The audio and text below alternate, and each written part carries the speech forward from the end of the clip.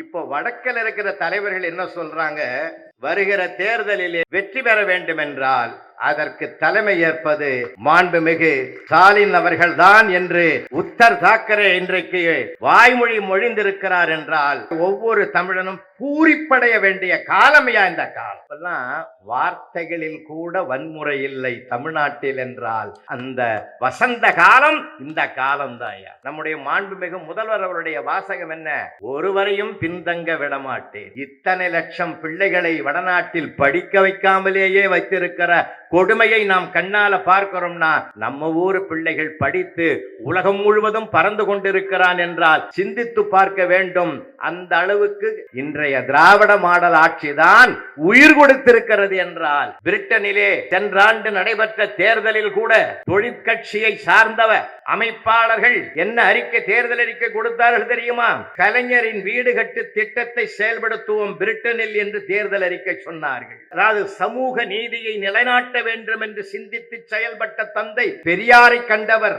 முத்தமிழறிஞர் டாக்டர் கலைஞர் அவருடைய அரசியல் களத்திலே பயிற்சி பெற்றவர். பேராசிரியர் பெருந்தகையிடத்திலே பொறுமை, நிதானம், கடமை உணர்வுகளை கண்டுபிடித்தவர் மாண்புமிகு முதல்வர். சென்னை கிழக்கு மாவட்ட திராவிட முன்னேற்ற கழகம் நடத்தி கொண்டிருக்கக்கூடிய இந்த இனிய விழாவிற்கு தலைமையேற்று வாழ்த்துறை வழங்கி தொடங்கி வைத்திருக்கக்கூடிய வணக்கத்திற்குரிய ஐயா ராமு அவர்களே, எங்களை எல்லாம் அன்போடு தொலைபேசி மூலமாக அழைத்து இந்த நிகழ்ச்சிக்கு பெருமை சேர்த்த நம்முடைய வணக்கத்திற்கும் பாராட்டுதலுக்குரிய நாகராஜன் ஐயா அவர்களே, மற்றும் மேடையில் வீற்றிருக்கக்கூடிய பாராட்டுதலுக்குரிய பண்பாளர்கள் அனைவருக்கும் என்னுடைய அன்பு கலந்த வணக்கத்தை தெரிவித்துக் கொண்டு ஒரு சில வார்த்தைகளை மட்டும் உங்களிடத்தில் விதையாக்க விரும்புகிறேன். காரணம், தேர்தல் நெருங்குகிற ஒரு நேரம். இந்த நேரத்தில் இன்றைக்கு மாண்புமிகு தமிழக முதல்வர் திராவிட மாடல் நாயகன் தளபதி அவர்களுடைய பிறந்த நாள் வாழ்த்தரங்கமாக இது அமைந்திருக்கிறது.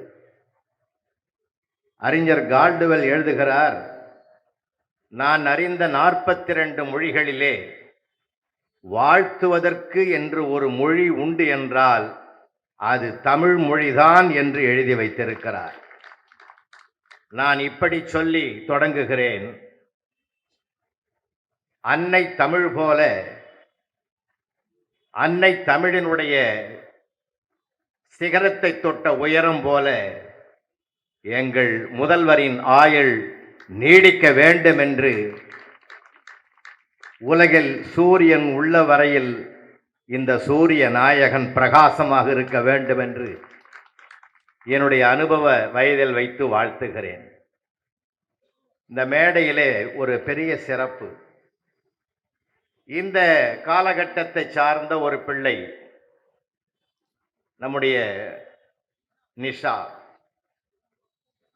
ஆரம்ப காலத்தில் பேரறிஞர் அண்ணா அவர்கள் காலத்திலிருந்து திராவிட முன்னேற்ற கழகத்தினுடைய இயக்க உணர்வுகளை எல்லாம் உள்வாங்கிய பெருமை இந்த அரங்கத்தை முதலில் தொடங்கி வைத்த ஐயா தமிழறிஞர் சண்முக வடிவேலுக்கு 90 வயது நிரம்பி இருக்கக்கூடிய ஒரு வயது.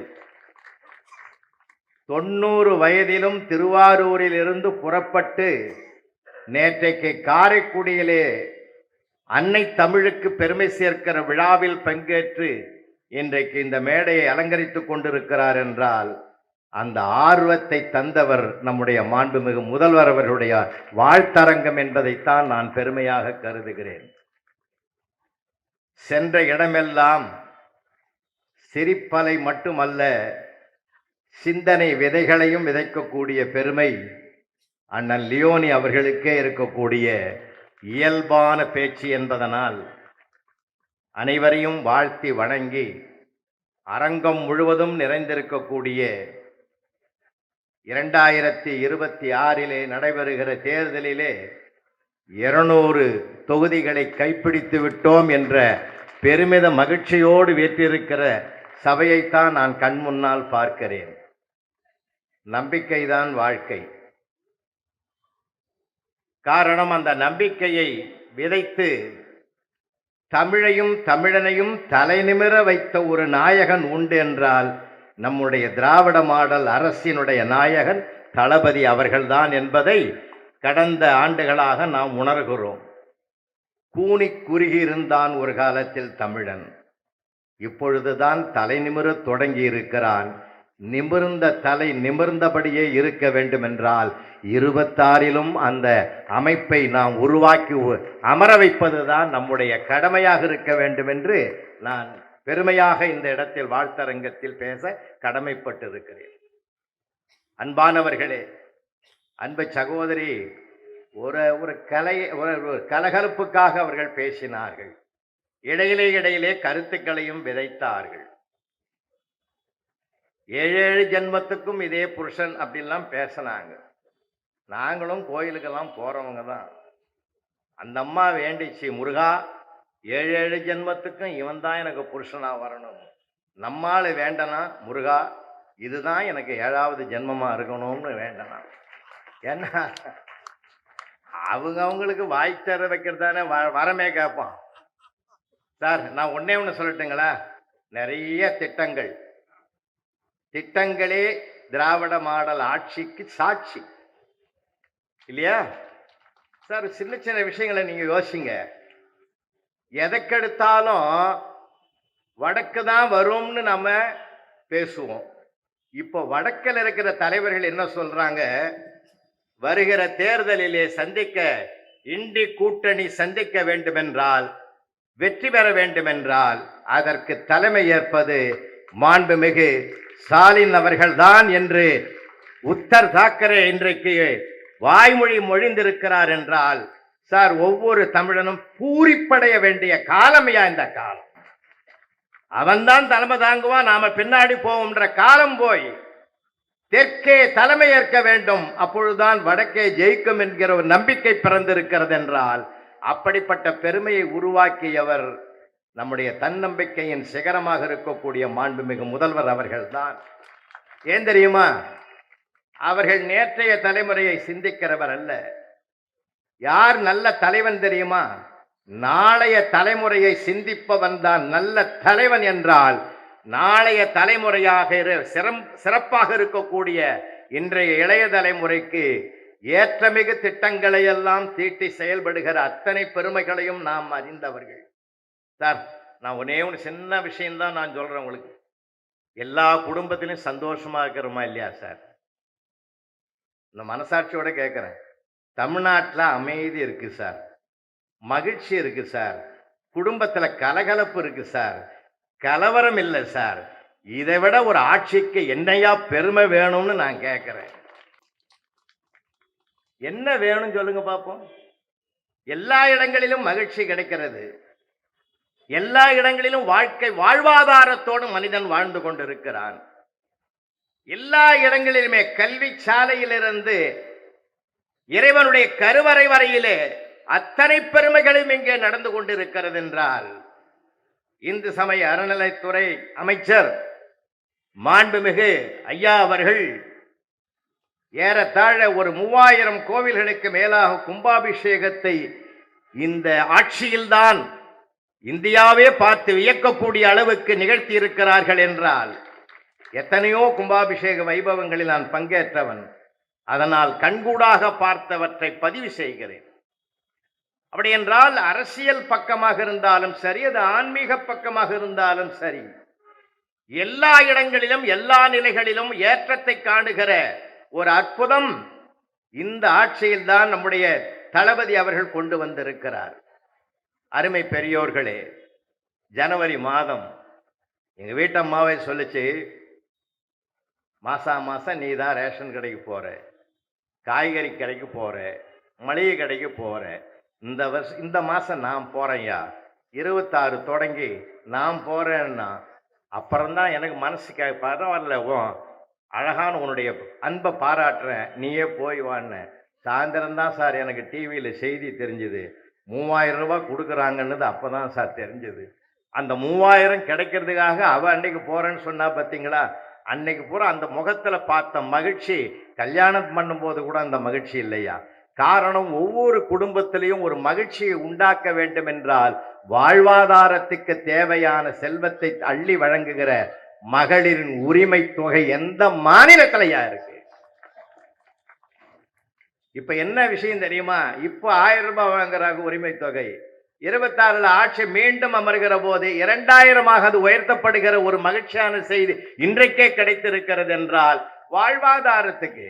இன்னொரு விஷயம் அதுல உன்ன நுட்பமா பார்க்கணும். நீங்க உரிமை தொகை 1000 ரூபாய், மகள் கல்வி கற்க வேண்டும் என்றால் கல்லூரி வாசல் கனவாகவே போகிவிட்ட பல பிள்ளைகள் இருக்கையா, பல பிள்ளைகள் இருக்கு. நான் அரசு பள்ளியில 36 ஆண்டுகள் ஆசிரியராக இருந்தவன். எனக்கு தெரியும் அந்த வறுமை கோட்டுக்கு கீழே இருந்து வாடிய பயிர்கள் எப்படி சோர்ந்து போய் விட்டார்கள் என்று. அத்தனை பிள்ளைகளையும் இன்றைக்கு துளிர்விட்டு தளிர்விட்டு செழிப்பாக வருகிறார்கள் என்றால் அந்த கல்லூரி வாசலிலே அந்த பெண் தலை நிமிர்ந்து உள்ளே போவதற்கு மாதம் 1000 ரூபாய் உதவித்தொகைதான் உதவுகிறது, ஊன்றுகோலாக இருக்கிறது என்றால் சிந்தித்து பார்க்க வேண்டும். அன்பு தோழர்களே, ஒரே ஒரு சின்ன வேண்டுகோள். வருகிற தேர்தலிலே நீங்கள் எதையும் யாரையும் எதையும் சொல்ல வேண்டாம். என்னுடைய கருத்து, நாம் செய்திருக்கிற சாதனைகளை மட்டும் மக்களுக்கு மீண்டும் மீண்டும் நினைவுபடுத்தினாலே போதும். அவர்கள் தானாகவே வாக்கு வங்கிக்கு வந்து வாக்களிப்பார்கள் என்பது என் நம்பிக்கை. எங்கே சின்ன தவறு நடக்கிறது என்பதை சிந்தித்து பாருங்கள். காரணம், சிறியதாகத்தான் இருக்கும், அதுவே பெரிய பிரச்சனையாக இருக்கும். அதை நம்ம உன்னிப்பாக கவனிக்கணும். ஒரு பிரபலமான பிரைவேட் ஹாஸ்பிட்டல் சார், பிரபலமான ஒரு பிரைவேட் ஹாஸ்பிட்டல்ல தினம் காலையில 11:30 மணிக்கு ஐசியூ வார்டில் ஒன்று அவுட் ஆயிடும் சார். அந்த ஹாஸ்பிட்டலே ஸ்தம்பிச்சு போச்சு, எப்படிடா இதுன்னு. மறுநாள் அதே மாதிரி 11:30 மணிக்கு ஒன்று ஐசியூ வார்டில் அட்மிட் ஆனது போயிட்டுது. 3வது நாளும் போயிட்டுது சார். என்னடா டெய்லி 11:30 மணிக்கு ஐசியூ வார்டில் ஒவ்வொரு பேஷண்ட்டாக போகுது, என்ன காரணம்னு புரியாம தடுமாடிட்டு இருக்கிற போது 4வது நாள் ஒரு ஆளை வச்சு அங்கே செக் பண்ணாங்க சார்.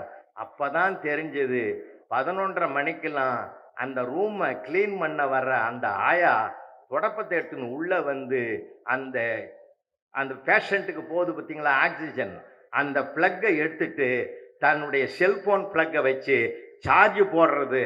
அப்பதான் தெரிஞ்சது அந்த பிளக்கை எடுத்ததுனால்தான் 3 நாளா இந்த 3 போகுதுன்ற உண்மை ஹாஸ்பிட்டலுக்கே தெரிஞ்சதுன்னா.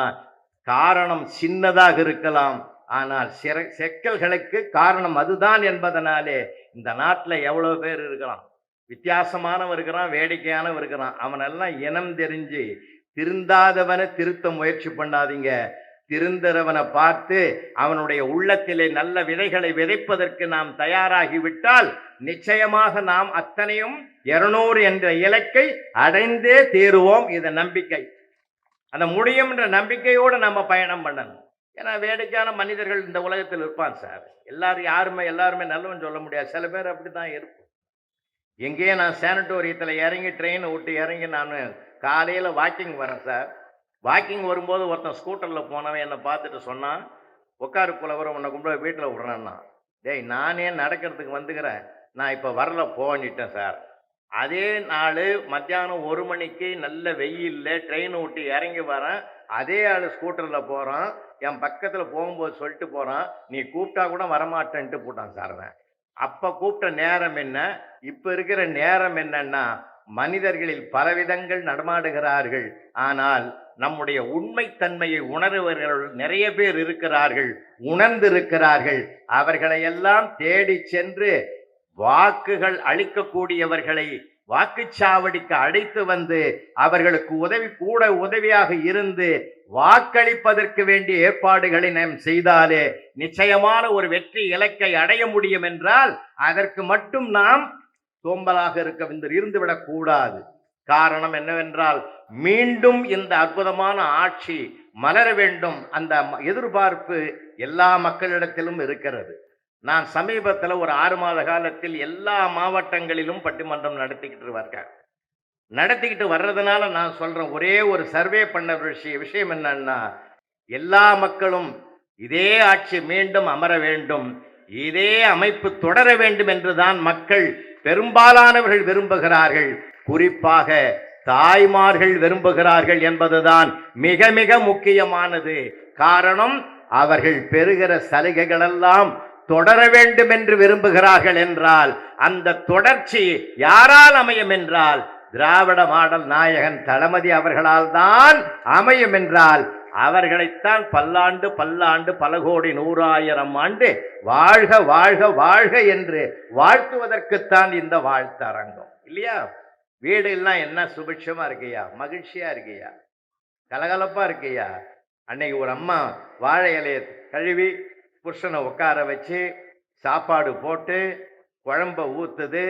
நம்மால் எப்பயுமே டிவி பார்த்து தான் சாப்பிடுவான், டிவி பார்த்து தான் சாப்பிடுவான் இல்லையா? டிவியில் முரட்டுக்கால படம் ஓடுது. நம்மால் அந்த முரட்டுக்கால படத்தை பார்த்துக்கினே ஒரு வாய் அப்படி பிசைஞ்சு வாயில் வச்சான். வச்ச உடனே அவன் சொன்னான், உணர்ச்சி வசப்பட்டு, இந்த முரட்டுக்கால படத்தை பாரதி ராஜா என்னமா டைரக்ட் பண்ணிக்கிறாருன்னா. உடனே கரண்டியோடு உள்ளே போன அந்த அம்மா திரும்பி வந்தது, யோ தெரிஞ்சா பேசி தெரியலன்னா சாப்பிடு. முரட்டுக்கால படத்தை எஸ்பி முத்துராம ஐயா தான் டைரக்ட் பண்ணாரு. தப்பு தப்பா பேசுற செல்லம், இதெல்லாம் ஞாபகம் வச்சுங்கிறேடி, சாம்பார்ல ஏண்டி உப்பு போடணுன்றதை மட்டும் மறந்தேன்னா. அந்த அம்மாவே சிரிச்சிட்டுது, சார் இனிமேல் நாளையிலிருந்து ஒழுங்கா வைக்கிறேன்யா. இப்பெல்லாம் வார்த்தைகளில் கூட வன்முறை இல்லை தமிழ்நாட்டில் என்றால் அந்த வசந்த காலம் இந்த காலம்தான் ஐயா, இந்த காலம்தான். அவருடைய வாசகம் என்ன தெரியுமா ஐயா? நம்முடைய மாண்புமிகு முதல்வர் அவருடைய வாசகம் என்ன என்ன? ஒருவரையும் பின்தங்க விடமாட்டேன் இல்லையா? முதல்ல ஆட்சி பொறுப்பேற்ற போது பின்தங்கிய மாவட்டம் என்ற ஒன்றையே நான் எடுத்து விடுவேன், அத்தனை மாவட்டங்களும் முன்னேற்றம் பெற்ற பெருமைக்குரியதாக முயற்சி செய்து செயல்படுவேன் என்றார். அதை செயல்படுத்திட்டார். இப்ப சொல்ற வார்த்தை, எவரையும் பின்தங்க விட மாட்டேன். அடுத்த வார்த்தை, வெல்வோம் ஒன்றாக என்பதுதான் தமிழனுடைய தாரக மந்திரமாக இன்றைக்கு இருக்க வேண்டும் என்பதை மாண்புமிகு தளபதி அவர்கள் பிரகடனப்படுத்தி இருக்கக்கூடிய அந்த பெருமைக்குரிய வார்த்தைகளை உள்வாங்கிக் கொண்டு ஒவ்வொரு துண்டனும் செயல்பட வேண்டிய ஒரு உணர்வு பூர்வமான நல்ல நேரம்தான் தேர்தல் நாம் எதிர்நோக்கி இருக்கக்கூடிய காலம். அதனால இன்னைக்கு அம்மா சகோதரி அழகா சொன்னாங்க, கல்வி கூடங்கள்லாம் எப்படி இருக்குன்னு சொன்னாங்க. உண்மைதானே அது? பிள்ளைகள் ஆர்வமா படிக்கிறான் ஐயா. ஒரு சின்ன சர்வே சொல்லட்டுமா உங்களுக்கு? சின்ன விஷயம்தான், அதில் எவ்வளோ பெரிய விஷயம் இருக்குதுன்னு பாருங்க. இப்போ வட மாநிலத்திலிருந்து தமிழ்நாட்டில் அவன் இல்லாத மாவட்டமே இல்லை. எல்லா அடிப்படை வேலைகளையும் அவன் தானே செய்யறான், எல்லா அடிப்படை வேலைகளையும் அவன் தானங்க செய்யறான். நினைச்சு பாருங்க, நம்ம ஊர் பிள்ளைகள்லாம் விமானத்துல பறக்கிறான் சார் படிச்சுட்டு. அவன்லாம் வடநாட்டு பிள்ளைகள் இங்க வந்திருக்கான்னா, இத்தனை லட்சம் பிள்ளைகளை வடநாட்டில் படிக்க வைக்காமலேயே வைத்திருக்கிற கொடுமையை நாம் கண்ணால பார்க்கிறோம்னா, நம்ம ஊர் பிள்ளைகள் படித்து உலகம் முழுவதும் பறந்து கொண்டிருக்கிறான் என்றால் சிந்தித்து பார்க்க வேண்டும். அந்த அளவுக்கு கல்வி சிறந்த தமிழ்நாடுன்னு பாரதி பாடின வரிக்கு இன்றைய திராவிட மாடல் ஆட்சிதான் உயிர் கொடுத்திருக்கிறது என்றால், கல்வி சிறந்தது, கல்வி வளர்ச்சியில எல்லாவற்றிலும். இன்னும் சொல்ல போனால் அண்டை மாநிலத்தில் கூட தேர்தல் அறிக்கை என்ன சொல்றாங்க தெரியுமா? நாங்களும் காலை உணவு திட்டத்தை செயல்படுத்துவோம் என்றுதான் மற்ற மாநிலங்களும் உரைத்து தேர்தல் அறிக்கையிலே கொண்டு வருவதற்குரிய பாதையை போட்டு கொடுத்தவரே நம்முடைய மாண்புமிகு முதல்வர் அவர்கள்தான் என்பதை உலகறிந்த செய்தி தான். சிந்தித்து பார்க்க வேண்டும். இன்றைக்கு எத்தனை போராட்டங்கள், ஆட்சி பொறுப்பேற்கிற போதே கொரோனாவின் கொடும் தாண்டவம், அதை சமாளித்து தலைநிமிருகிற நேரத்தில் வெள்ளத்தினுடைய சீற்றம், அதையும் தாண்டி எந்த உதவியும் மேலிடத்திலிருந்து வராத போதும் தன்னம்பிக்கையோடு தன் காலில் நின்று இந்த தமிழ்நாட்டை சிகரமாக உயர்த்தி இருக்கக்கூடிய பெருமை மாண்புமிகு தளபதி அவர்களுக்கு வாய்த்திருக்கிற பெருமிதத்தை தான் இன்றைக்கு உலகம் உன்னிப்பாக பார்த்து கொண்டிருக்கிறது.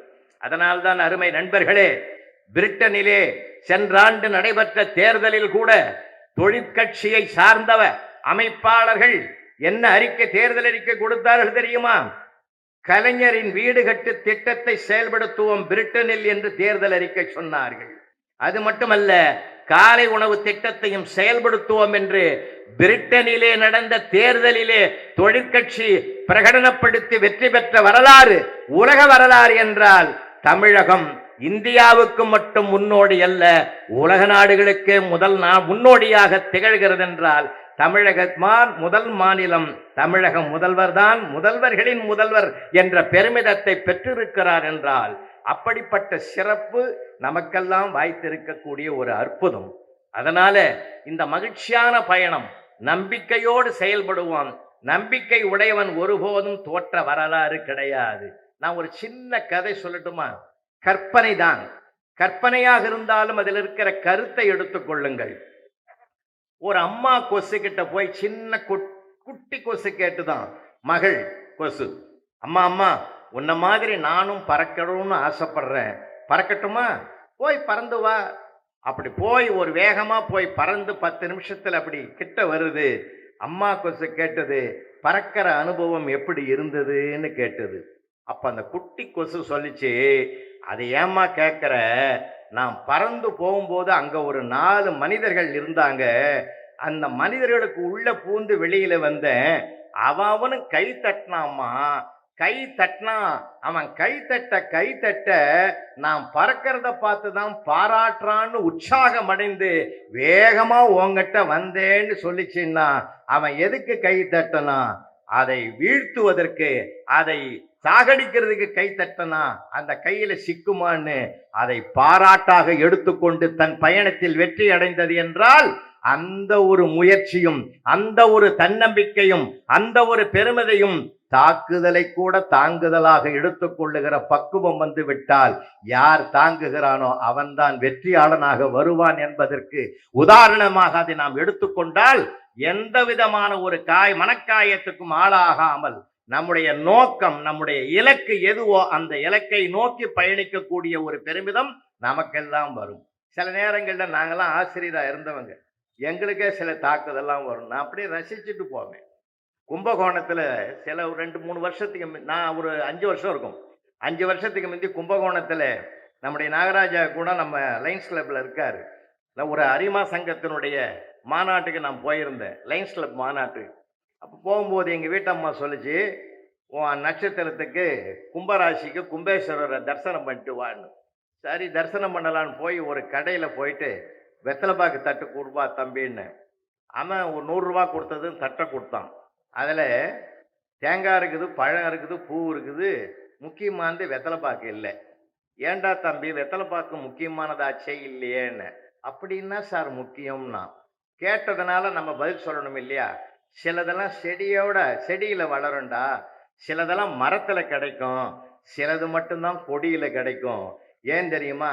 செடி ஓரளவுக்கு வளர்ந்து நின்றுடும், மரம் ஓரளவுக்கு வளர்ந்து நின்றுடும். இந்த கொடிக்கு வளர்ச்சி போயிட்டே இருக்கும்டா, அதுக்கு எல்லையே கிடையாது.